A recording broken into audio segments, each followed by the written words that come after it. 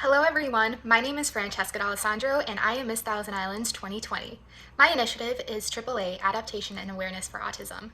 Today we're going to be reading a book called Being Charlie, Embracing Differences by Dr. Morgan Bosch and Dr. Karen Bosch. This story is about a Canadian goose named Charlie, and he has autism. What does it mean to have autism? When someone has autism, it means that they have a hard time adjusting to changes. They might also have a hard time with bright lights and loud noises and a hard time being in big crowds. Also, sometimes they have a hard time making friends. And we'll see Charlie go through all of these challenges and even more, and he's able to overcome them because of his strong support system. So let's get started. Being Charlie, Embracing Differences. Together, we can be different and still belong.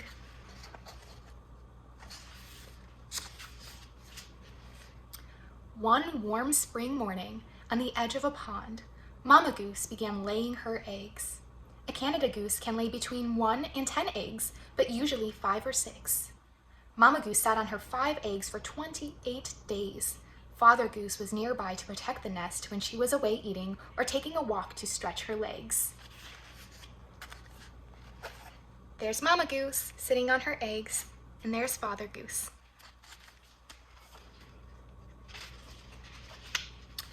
When the eggs hatch, the baby geese, looking like little puffballs, are called goslings. Within 1 day, Mama Goose took her 5 goslings to the pond to learn to swim. All of them jumped into the water except one gosling. The water felt too cold on his webbed feet. Mama Goose had to coax him slowly into the water. Do you see all the baby geese?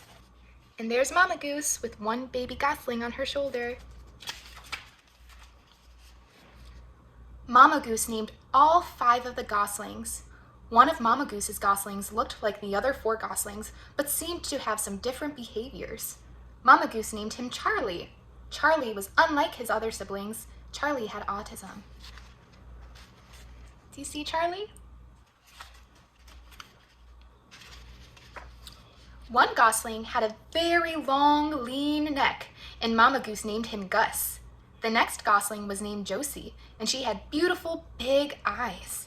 Then there was Gertie, who had a light-colored bill, and Sammy, who had extra feathers on his head and strong, long, flying feathers. Charlie left the nest earlier than his siblings because it was too scratchy for him. Charlie always wandered away from the others, and Mama Goose was always reminding him to stay close. Charlie was hard to find as he liked quiet places where he could think or play by himself. Do you see Charlie? And that's all of his brothers and sisters. And here's Charlie sitting all by himself.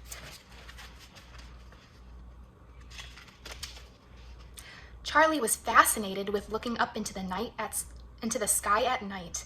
He liked nights better than days because the sun was too bright. In the night sky, the moon made funny faces and the stars made patterns. Some stars were alone and some stars were together. All the stars were different sizes and shapes. The Big Dipper was fun to find in the night sky. When Charlie came near his brothers and sisters, he would constantly tell them about the night sky and the moon and the stars. Josie was tired of hearing about the moon and the stars, so she rolled her big eyes each time Charlie started talking about the night sky. There's Charlie looking up at the night sky, and here he is telling all his brothers and sisters about it. One day, Mama Goose honked loudly to call the 5 goslings to come close to her because it was time to learn to honk.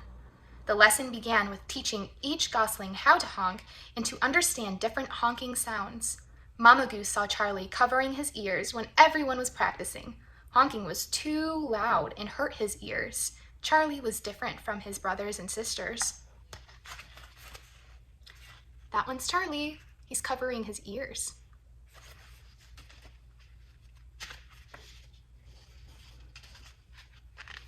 Mama Goose saw his differences and asked his brother Gus to watch over him.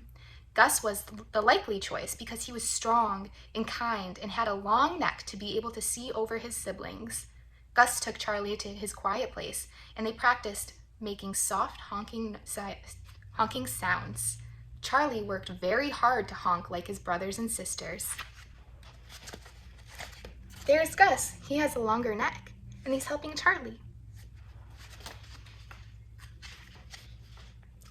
Late in the summer, Mama Goose wanted the goslings to practice flying.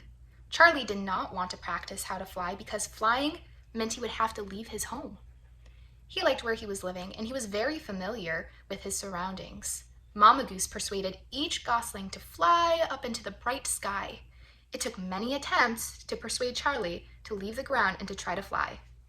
Finally, he flew up into the sky for a minute or two and returned quickly to the ground. Sammy, his brother, loved to fly and could fly fast. The next sunny day, the goslings would practice flying the V formation. Charlie struggled. Charlie did not want to fly in the V formation because he had to get too close to the other goslings, and their honking was too loud. Also, the sun was in his face and it was too bright. There they are. They're all flying in the V formation. Charlie tried to fly but could not keep up with his brothers and sisters, especially Sammy, and started to lose his place in the V formation. Charlie thought, maybe if I flip over and I hang my neck down toward the ground, it would not be so bright. Flying was much better looking down. But suddenly, Charlie became frightened because they were flying farther and farther away from home. Sensing Charlie's thoughts, Mama Goose turned the flock around and headed back toward their nesting site. Charlie's brothers and sisters saw Charlie flying upside down and realized he was not like them.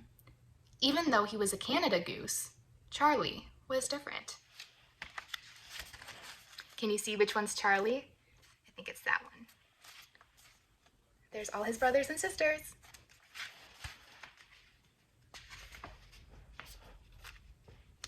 Grazing the marsh near the nesting area, Mama and Father Goose noted a chill in the air.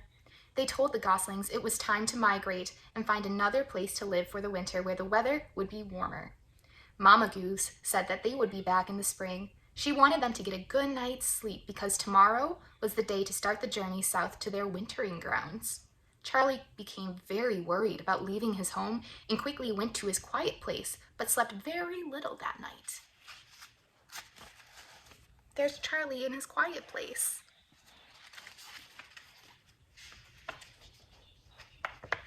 The next afternoon, all took flight, even Charlie. Father Goose started flying in the lead in the V formation. Other family members take the lead when the leader gets tired. It was not long before Charlie, flying upside down, could not keep up with the family flock. You see Charlie? He's so far away from his family. Mama Goose honked to Gus to withdraw from the V formation and check on Charlie. Charlie dropped down from the V formation and landed near a lake. Gus followed Charlie and landed near him in the new place. Gus asked him what was wrong. Charlie did not respond. Gus asked again. Charlie finally said that he was fine and did not want to fly. Gus told Charlie that he would stay with him tonight, and in the morning, they would talk again about rejoining the family. Do you see them talking to each other? In the morning, Gus realized he could not persuade Charlie to fly with him to catch up with the family's V formation. Gus reluctantly left by himself. Once Gus rejoined the family, he told them that Charlie wanted to stay in this new place. The family flock continued their journey without Charlie. After several days of flight, the family flock landed in their wintering grounds.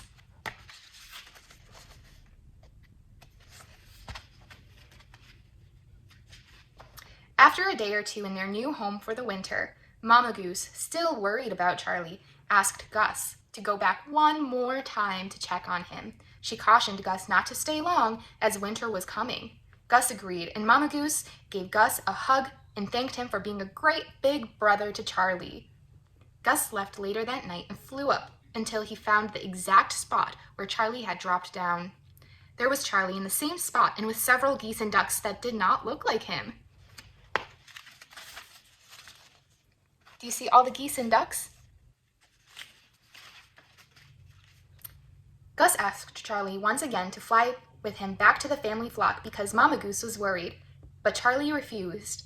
Gus stayed a few days longer, trying to convince Charlie to leave with him.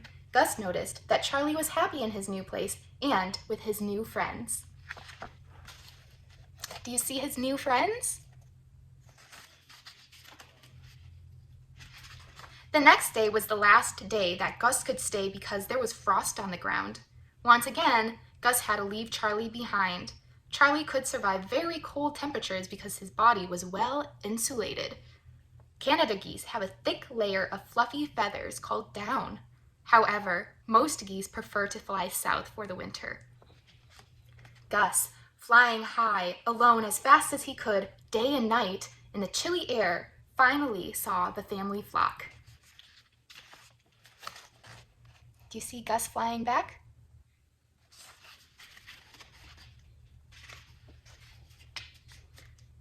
Gus, exhausted, rejoined his flock. He told Mama Goose that Charlie had found new friends. Mama Goose and Gertie, his sister, were very sad.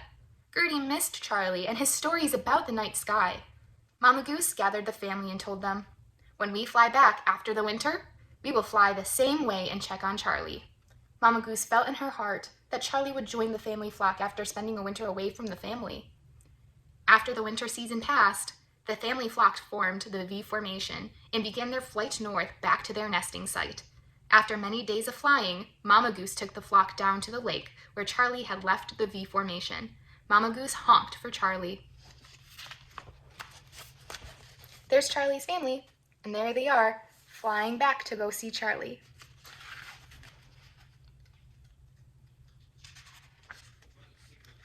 Suddenly, Mama Goose saw Charlie and ran quickly toward him. Charlie waddled over to Mama Goose. They touched wings briefly and went off together to talk. Mama Goose returned to her family flock and reported that even though his new friends did not look or act like Charlie, he felt comfortable in his new place and with his new friends.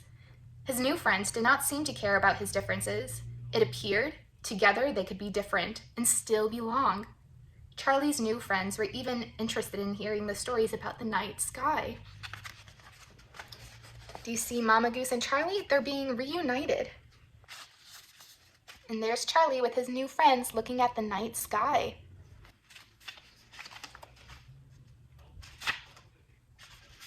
The family flock told Charlie that they would be back to visit him each fall and spring when they migrated. They flew high in the sky and into their Vformation. They even circled overhead to wave goodbye and flew off. Charlie waved goodbye. It was a clear day. Charlie watched until he could not see them anymore and made a soft honking sound. Later that day, Charlie looked up into the night sky, and there was a star pattern of a Vformation. He smiled and knew his family would always be part of his life, and all he had to do was look up into the night sky. Do you see Charlie? He's waving goodbye to his family. And there he is, looking into the night sky.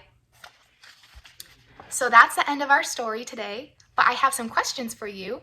And the first one is, how are you like Charlie? I'm like Charlie because I love the night sky. I love studying the stars in our solar system. And when I was a little girl, I used to love reading books about the stars and the solar system because I think it's so fascinating. So I think that's really cool that Charlie's into that too. The second question is, why do you like Charlie? So I like Charlie because he tried new ways to adapt to his environment and to try new things. He never gave up on something. Like flying, he tried a new way of flying and it worked. Question number 3. What is your favorite part of the story? My favorite part is when Charlie got reunited with Mama Goose because I know if I didn't see my mama for a really long time, I'd be really sad. So it was really nice that him and his mama got to be reunited again, and I thought that was a really sweet part of the story. Question number 4. Who is your favorite Gosling and why? My favorite Gosling is Gus because he was such a great big brother and a great friend to Charlie. And I think that we can all be good friends like Gus when someone else is struggling. So I thought that was really awesome of Gus to be such a great friend. Number 5. What do the words "together we can be different and still belong" mean to you? It's great to be different than other people, but we can still support each other and support our dreams and our goals together. And I think that's what that means to me, but I'd love to hear what it means to you. I'd like everyone to take the pledge, and it's called Build Kindness. I promise to be a friend and stand up for those who are different than I am. I promise to build a kinder and more accepting community so that everyone has the chance to achieve their dreams. I had so much fun reading with you today, and I hope to hear back from you soon. Bye!